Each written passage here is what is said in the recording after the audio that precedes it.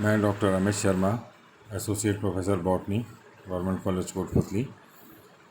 आज हम टेरिडोफाइट्स की जो इकोनॉमिक इम्पोर्टेंस है, किस तरह से ये लाभप्रद हैं, उसके बारे में बात करेंगे। कौन कौन से टेरिडोफाइट किस उपयोग में आते हैं या हमारे लिए किस तरह से लाभप्रद हैं।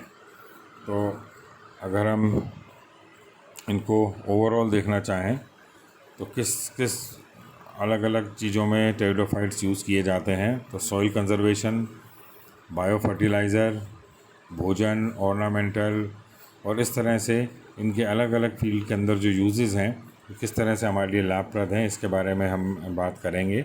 अब हम अगर एक एक चीज़ को देखें तो सबसे पहले हम सॉइल कंजर्वेशन की बात करें तो सॉइल कंजर्वेशन क्योंकि ऊपर वाली जो मृदा होती है उसको यूज़ करते हैं, तो ये हैवी रेनफॉल जब बहुत अधिक वर्षा होती है उसके अंदर सॉइल इरोज़न को रोकते हैं। और इसके लिए टेरेस और ड्राई टेरेस, ये जो दो टेरिडोफाइट्स हैं, ये बहुत काम में लिए जाते हैं। नेक्स्ट जो इसका यूज़ है बायो फर्टिलाइज़र के रूप में।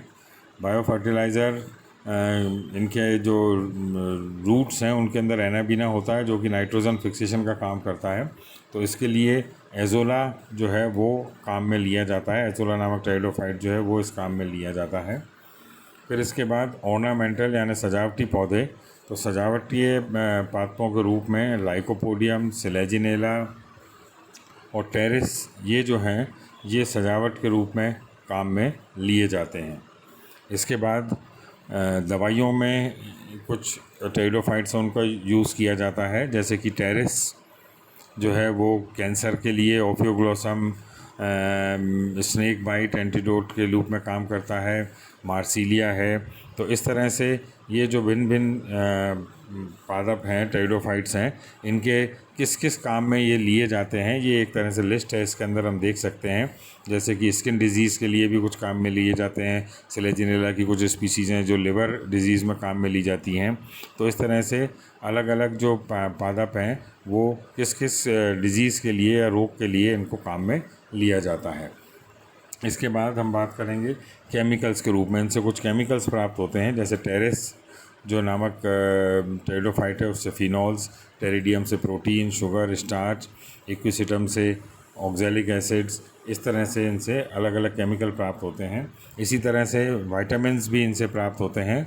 डिप्लेजिनम जो है इसकी स्पीशीज़ से विटामिन बी, इक्विसिटम से विटामिन सी, एस्प्लिनियम से विटामिन K3 प्राप्त किया जाता है। इसके बाद कुछ टेरिडोफाइट जो हैं वो डाई यील्डिंग में काम लिए जाते हैं, रंगने के लिए काम लिए जाते हैं, क्योंकि इनसे डाई प्राप्त होती है। एस्प्लिनियम से लाल रंग की डाई प्राप्त होती है, इक्विसिटम आर्वेंस से भी लाल रंग की डाई प्राप्त होती है और टेरिडियम की जो स्पीशीज़ है इससे येलो डाई प्राप्त होती है।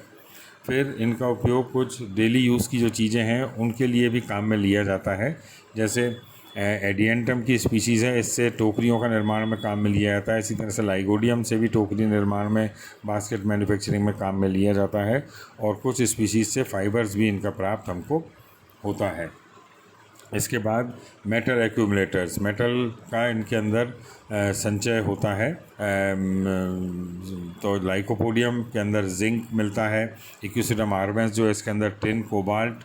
तो इस तरह से इनसे हमको ये इनके अंदर अब इसके साथ साथ ही ये तो अभी हमने कुछ यूज़फुल जो थे ये बात की, पर हमारे ये इम्पोर्टेंस इनकी नेगेटिव इम्पोर्टेंस भी हो सकती है। कुछ टेरिडोफाइट ऐसे हो सकते हैं जो कि हमें किसी ना किसी तरीके से नुकसान पहुंचाते हों, तो उनकी अगर हम बात करेंगे तो अधिकांश टेरिडोफाइट जो हैं वो यूज़फुल है हमारे लिए, पर कुछ टेरिडोफाइट जो हैं वो हार्मफुल हो सकते हैं, जो कि अगर उनका कंजम्पशन कर लिया जाए, किसी वजह से कोई एनिमल, कोई पशु उसको गलती से खा ले तो उनके लिए वो नुकसानदायक हो सकता है। जैसे टेरिडियम है, इसकी जो स्पीशीज़ है ये पॉइजनस होती है कैटल के लिए और घोड़ों के लिए।